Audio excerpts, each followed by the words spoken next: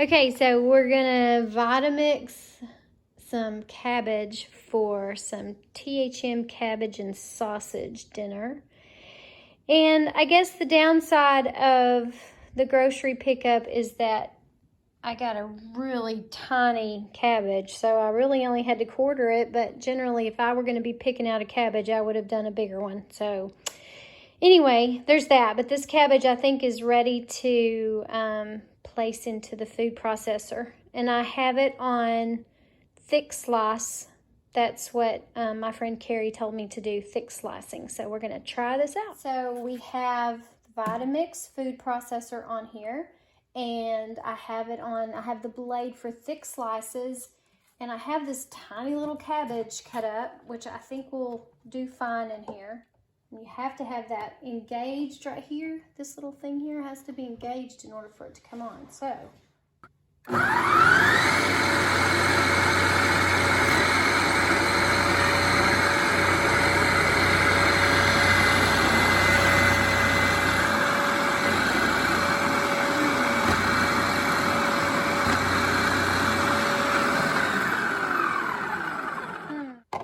Well, that's interesting. I'm going to turn it off so I can stick my fingers in here safely.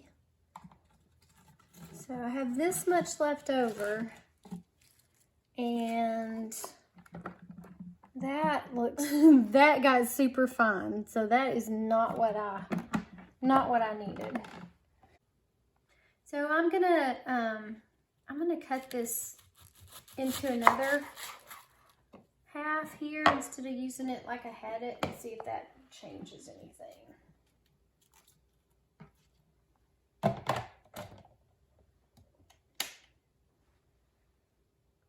All right, here we go.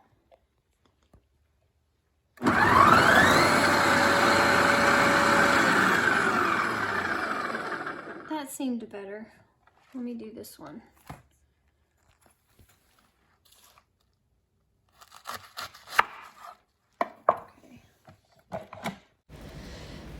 So as I watched the video, I noticed that I'm doing a lot of button pushing. Like I'm turning things off and I'm turning things on and I'm turning things off and on and off and on.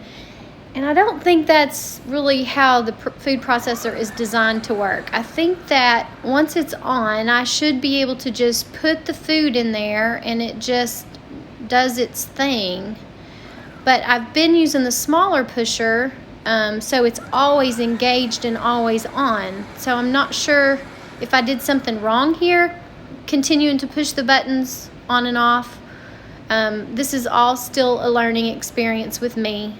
So I'm just taking you along on this journey. Hopefully I can do a cabbage part 2 video and you'll see some improvement over what happened here.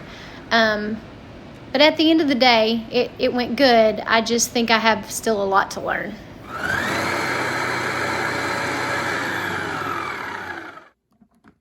Okay, so here's the end result. I have just a little bit of food that piled up in there in the corner. Not too bad, really. And then I have really, well, I've got some big pieces, so they didn't all go through, but for the most part, it looks pretty good, except for that first batch that I did that was so fine. I don't know where it's at, but yeah, so I mean, So I guess you just have to decide for yourself if it's worth it to get out the food processor and all the attachments to chop cabbage versus just getting out a cutting board and getting a knife. I'm not very good with knives, as you probably witnessed earlier, so the food processor is good for me. Thanks for joining. See you next time.